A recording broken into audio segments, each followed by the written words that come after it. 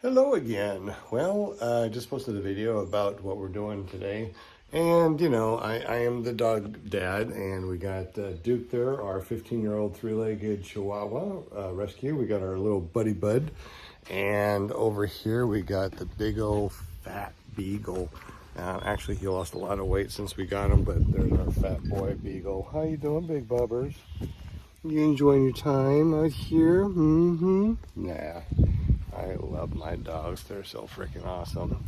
Anyway, so we're over here going to be working on some stuff. So I figured let's just do a video real quick on about how to install or put on a dual start Moster 185 on a skymax frame. First and foremost, if you don't have opposable thumbs like my poor little doggies, they really can't help me. So let's go ahead and do this. Now, if you've never put on a motor before, it really is kind of simple. If you think about it, there's only 4 bolts or 4 mounts that we're going to do.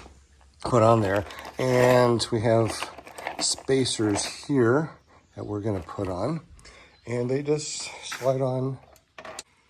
And interesting enough, look at how little bit of thread, little bit of bolt that is actually going to be bolted on to this motor mount. So you just have that little bit of thread. What is it? Just what, maybe 6 turns? And that's what bolts on your entire motor to a frame. Crazy, huh? And how do you tell if it is a dual start? Well, there is the starter right there. There are the teeth. So you can actually see that on this particular model right here. Here's your pull start, and there's your starter. Now let's take a look on some other models over here, and you see that this right here only has a pull start, because we don't see any teeth right here on this EOS 100. Over here on this Rodeo, you see this right here, so you know that that is at least an electric start, if not a dual start. How do you know if it's a dual start? Well, if you see a pull handle. And there's the pull handle for the pull start.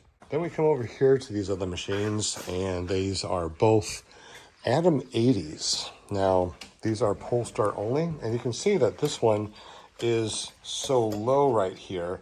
So what we're going to do is we're going to drill a hole in this bar and bring the pull handle up higher like we did over here. Instead of it being so low, the pull handle up high is so much better. Bolt-on trikes, light trikes are really amazing. This is a Calibre trike.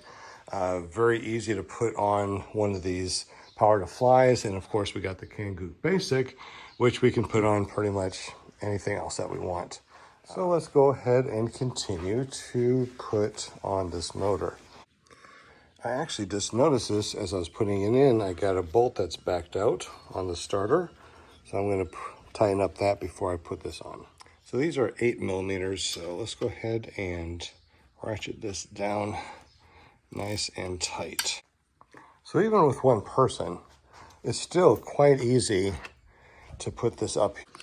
All right, with this sitting on my knee and just leaning forward, I can actually bring this down here, and the knee is basically going to keep it nice and steady for me. And now I'm going to screw in this top one here, and screw in this other one in down there, and voila. Let's get the ratchet and bolt that on nice. It's almost too easy to actually do this. I know I'm breathing heavy, but it is like 100 freaking degrees out here already. I know you're probably thinking, why do I have this harness on in the first place instead of putting on the motor first and then the harness? Well, that would actually be optimal. However, one of the things that we do over at Paramotor Arkansas Flight School is allow the students to go out in the field, kite the wing without a motor on the frame, so they're actually able to see and feel what it feels like to kite a wing with a motor, without a motor, because it's so darn heavy and hot out here. But it gives them an idea of kiting with a frame. How cool is that? I love to be able to do such a thing. Have you been able to do anything like that? when you are learning how to fly. I think that it is absolutely amazing to be able. All right, so we got this all done. We put the motor on, and we'll finish putting this all together later when we get the rest of the pieces, including the prop spacer, etc. So that's done. So now we got a couple more frames that we need to put together. So let's go ahead and put these together and see what these frames are all about. So this is really nice. This is going to be 150 centimeter prop clearance. So the hoop is really, really huge on this thing. So this one sets in really nice. It just sets in like this. You got the little buttons that you push, it slides down and clips into place. How easy is that, right? And these arms, really super easy. So you got that black right, or the red right there, you got red. So you just slide that in and you slide this in over here. There we go. Now we take the other one, same thing. You notice how we got to make sure that we put it right. So we got this one up here and we got that one down. Dookie Bear went outside to warm up. Bubba's still over there, but he came in the shade, kick back and relax. Putting together this right here, this is the Skymax, and we put the Motion 185 on, and now we're putting this frame together and this frame together. How fun is this today? So this is the netting, and all we're going to do is we're going to unroll this and put it on this frame.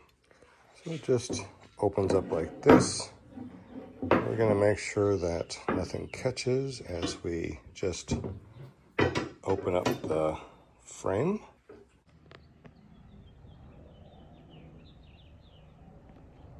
So after putting the hoop together, you can see how much bigger this hoop is compared to a standard size hoop.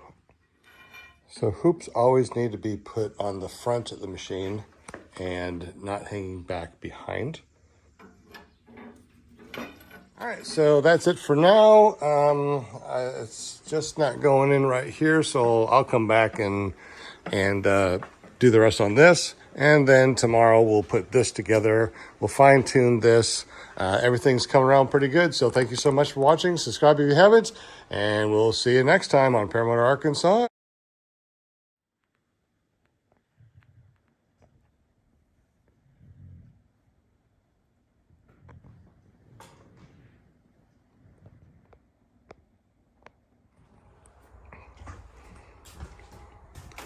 Nice little bedroom. Freaking massively huge. Lots and lots of room. And then you got a master bath, washer and dryer. Look at this huge ass bedroom with another TV thing. You can go in and out here. I'm not sure how to unlock it. What's this? And the commode.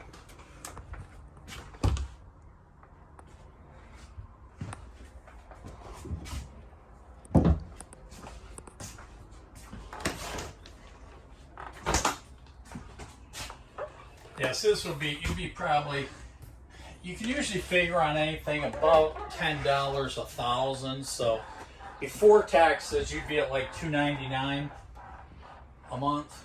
After taxes, I mean, I don't know, you probably wouldn't want to finance your taxes, or you would. Probably, because it'd be nice to just have a monthly payment. Okay, so you're probably going to be looking at $320-ish. Okay. Somewhere in that area, probably.